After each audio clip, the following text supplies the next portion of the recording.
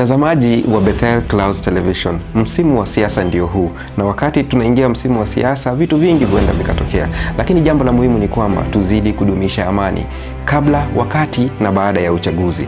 Zidi kuwa mzalendo mwema na tuzidi kupenda nchi yetu Kenya. Manake uchaguzi utakuja na utapita, lakini ujirani wetu utadumu. Naam, mtazamaji wa Bethel Clouds TV, kumbuka msimu wa siasa imefika. Lakini tuwazidi kuhimiza vipi? Zidi kuzingatia amani popote ulipo. Kumbuka, amani inaanza na wewe, ndipo saa iwe na jirani. Twakuhitaji kabla, wakati na baada ya uchaguzi. Twafahamu fika kwamba amani ndio uti wa mgongo wa taifa.